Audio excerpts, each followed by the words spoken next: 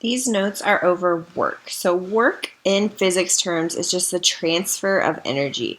So different types of energy can do work. So the amount of energy transferred depends on two things, so the force and the displacement. So mechanical work is only done when the force actually displaces the object in the direction of that force, okay? And so we're going to talk about the different components here in a little bit, okay? So for work, our formulas are here. We have work equals the applied force, and that would be in the direction of the displacement, okay? So times displacement, okay? And then this one we'll get to here in a second, but this one is primarily looking at if we have an applied force or a net force that is at an angle when the displacement is going one direction. Okay, so we would have to calculate the force here, the horizontal force, because that is the applied force that's working in the same direction as the displacement. Okay, so that's where we get the cosine theta. So for the work units, it is given in joules, okay, and joules is just newtons times meters. So here we kind of have the dimensional analysis. It's just the breakdown of how this unit basically down into the basic units of physics. Okay, so 1 joule is equal to 1 kilogram times meter squared divided by seconds squared. Okay, so that's just breaking down the newtons and the meters.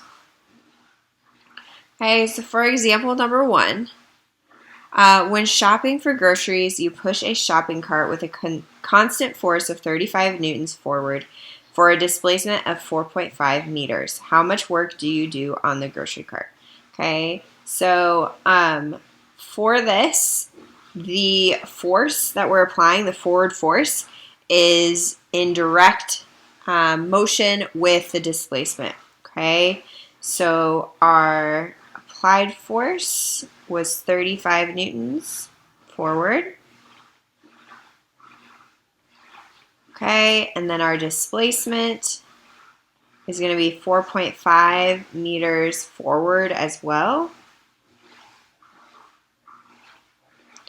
Okay, so we'll use the equation that we had earlier. W equals FA times delta D. So work equals 35 times our 4.5.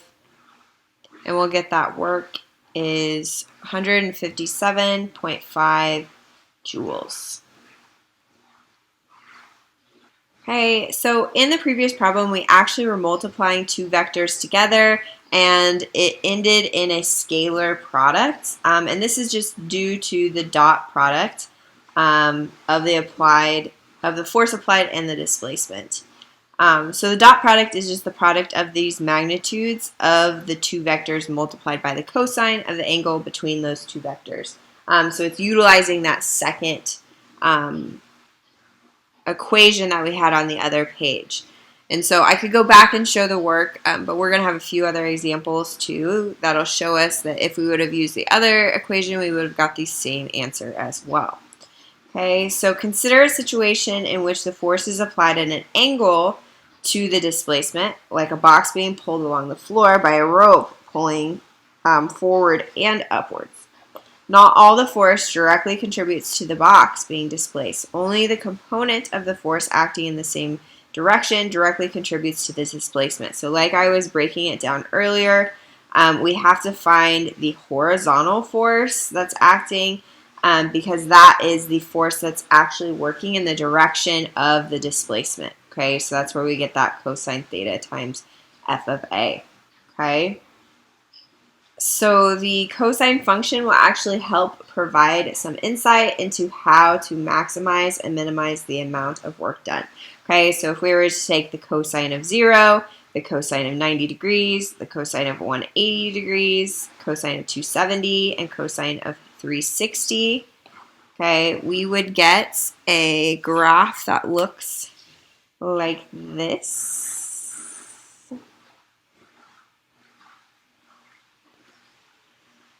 All right, and this helps to kind of show us what is happening. So if we wanted to look at what angle is the cosine function at its maximum, so we have here at 0 degrees and 360 degrees. So it is at maximum at 0 degrees.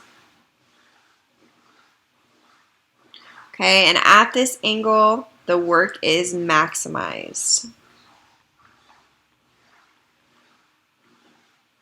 All the force contributes to work being done. Okay, and remember, for work to be considered being done, there has to be displacement that occurs. Okay, so if we had a box, okay, and this is the direction of our displacement, if it's at a 0 degree angle, the applied force is going to be in the same direction. Okay, so all of that applied force is going to contribute to the work being done. Okay, for the next one, at what angle is the cosine function at a minimum? So if we look at the low point of our graph, it's going to be at 180 degrees. So 180. And at this angle, the work is minimized. And this happens when the force is in opposite the displacement. Okay, so if I were to draw this one, and I'm going to kind of draw it above the graph, I have my box. Okay, this is the direction of my displacement. 180 degrees would be all the way over here. So this would be the applied force. Okay, it's going in the opposite direction of the actual displacement, so it's not working with the direction of displacement. Okay, so usually we will see this angle used with the force of friction because it's usually working against the movement of an object. Okay, and then the last one, at what angle is the cosine function at 0? So we see here at 90 degrees and at 270, so at 90 degrees and at 270. So at this angle, the force does 0 work on the object. Okay, so none of the force contributes to the displacement. So again, if I draw my box, this is the direction of the displacement. Okay, if my force is 90 degrees to my displacement, okay, it's not contributing at all to the direction that the box is moving. Okay. So for this next example problem, you pulled a toboggan at a constant velocity with a force of 50 newtons. The rope was at a 37-degree angle with the ground. How much work is done on the toboggan if you walk 5 kilometers? Okay, the first thing, I'm going to change this to meters because that's the unit we need to have our distance in. So we would have 500 meters.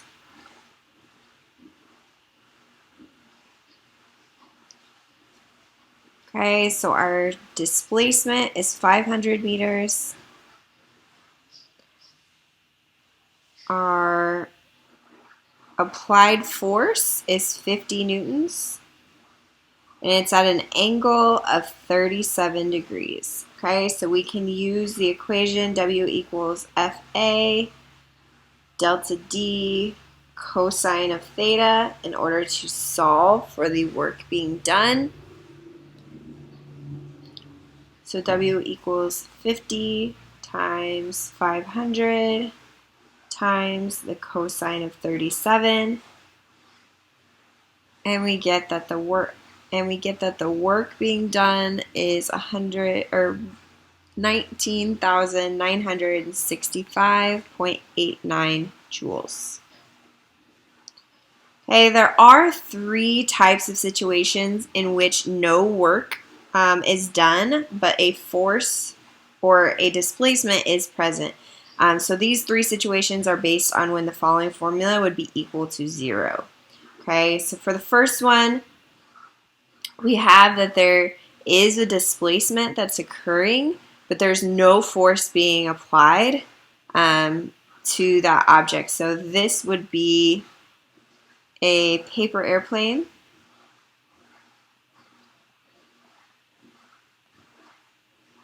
Flies horizontally.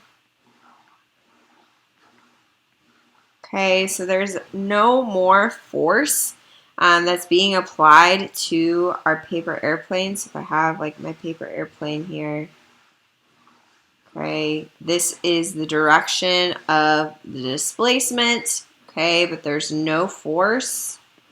Thus, there is no work being done to the airplane. Okay, for the next one, there is a force applied, but the displacement is 0. So an example of this would be pushing on a wall.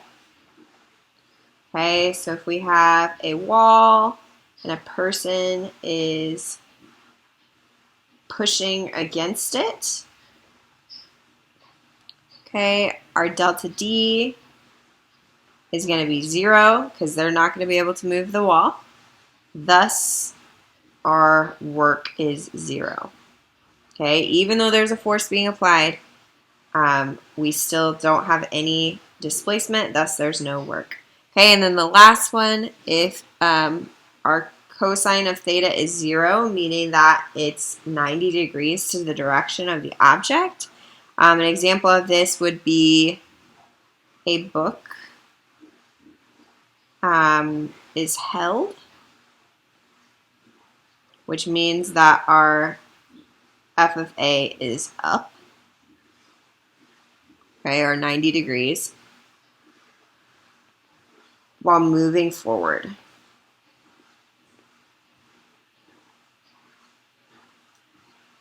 Okay, so we have our person, they're holding a book up. Okay, so they just have their hand underneath it, so the applied force is upwards.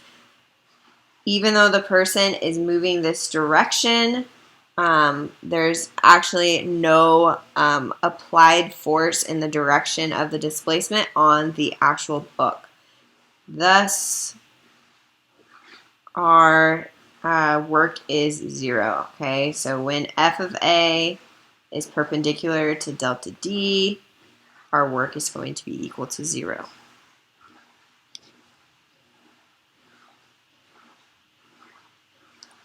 For this next example, how much work is done when you lift a briefcase with a constant force of 19.6 newtons up as you walk 450 meters east? Okay, so our f of a is up. Our displacement is to the east. Okay, we should notice right away that our f of a is perpendicular to our delta D, and like we just talked about in the last problem, if that's the case, our work is 0. Okay, so be careful with this. It can trick people up quite a bit, and they'll plug in the information when there is no work being done because the force and the displacement are at 90-degree angle. Okay, for example number 4, a heavy cardboard box that's 53 kilograms is pushed along a 12-meter long concrete driveway with a friction force or friction constant of 0.38. The deliverer applies a force of 210 newtons. Okay, real quick, just as a reminder, our friction force can be calculated by the coefficient of friction times our normal force. Okay, so let's draw our FBD. So we have our 53 kilogram box. Okay, and the first force that we can always calculate very easily is our force of gravity. So F of G is going to be 53 times our 9.8, and we'll get 5.19 0.4. Okay, we are pushing it along the concrete driveway, meaning that it's moving in the horizontal aspect. It's not going to be moving or accelerating in the vertical aspect. So our normal force is going to be equal to our gravitational force, just in the opposite direction. Okay, so 519.4 newtons. Okay, it told us what the applied force is going to be. It's going to be 210 newtons. So now we just have to find the frictional force. So once again, we can use this equation. So the frictional force is equal to the coefficient of friction, which is 0.38, times our normal force, which is 519.4. And we'll get that our frictional force is 197.4 newtons. Okay, so that is going to go here.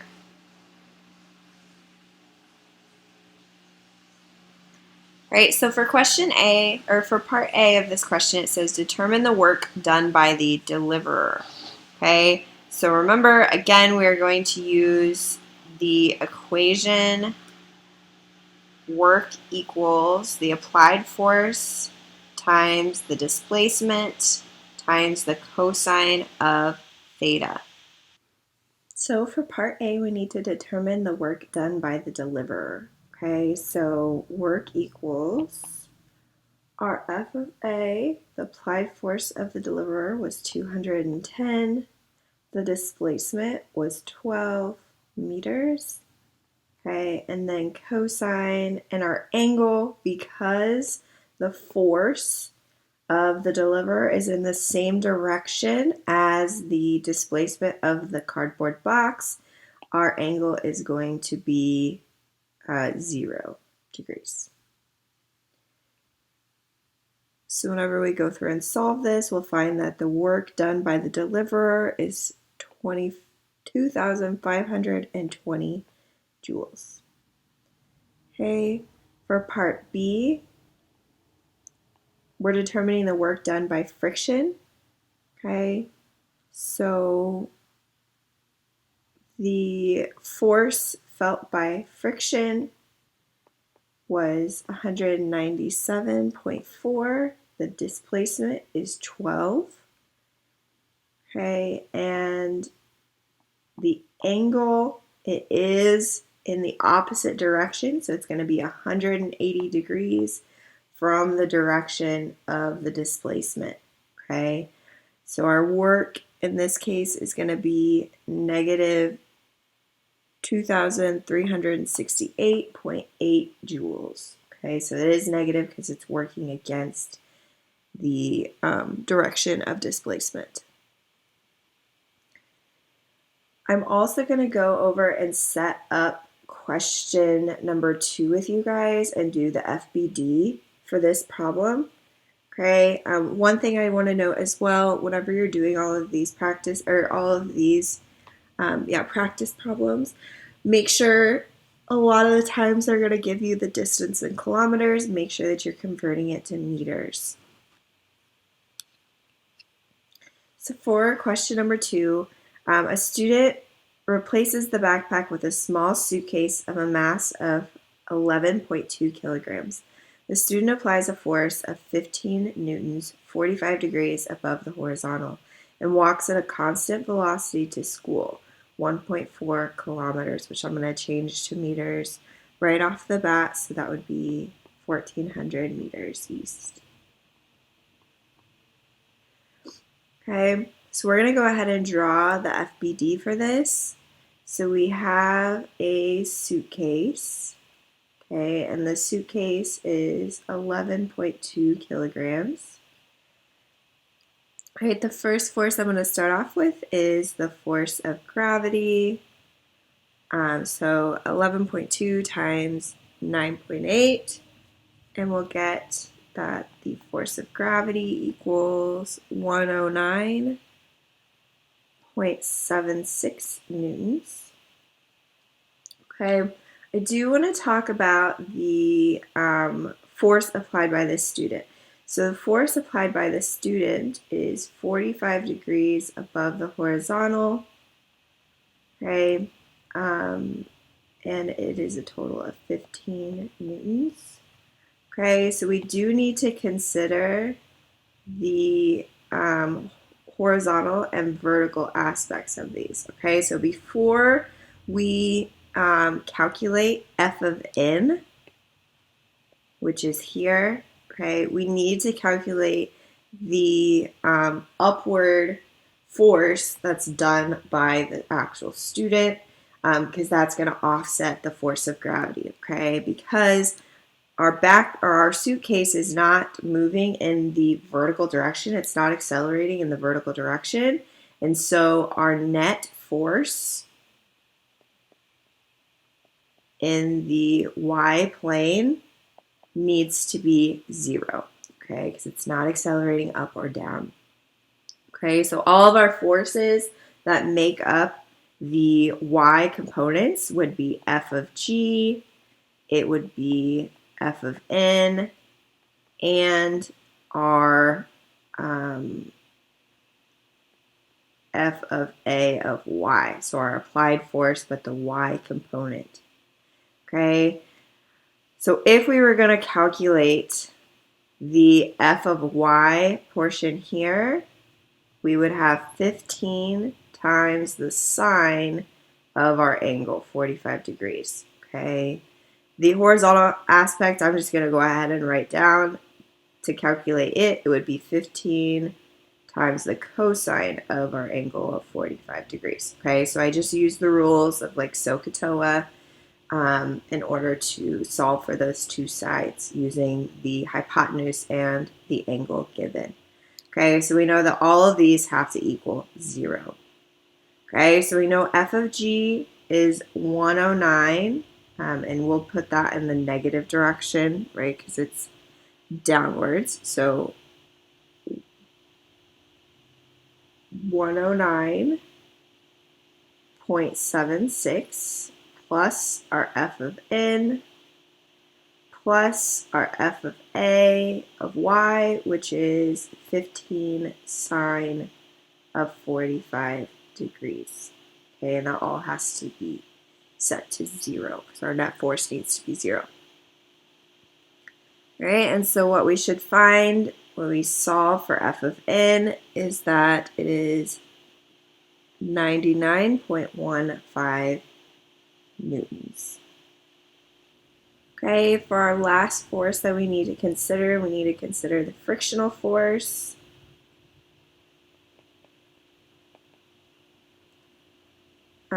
So the frictional force, because it told us that it's moving at a constant velocity, it means it's not accelerating. So the horizontal force that's pulling it forward is going to equal the frictional force, or the frictional force is going to equal the forward force, or the applied force, because it's not accelerating. It's moving at a constant speed. Okay, so if we solve for this, the 15 times cosine of 45 degrees, we get 10.61 newtons. Okay, and so if our applied force is that in the forward direction, our frictional force is going to equal that, but just in the opposite direction. So 10.61 newtons for our frictional force. Okay, so now that we've identified all of the different forces acting upon the suitcase, you'll more easily be able to solve for part B and part C. The only other thing for your homework, you do not have to do question number 4.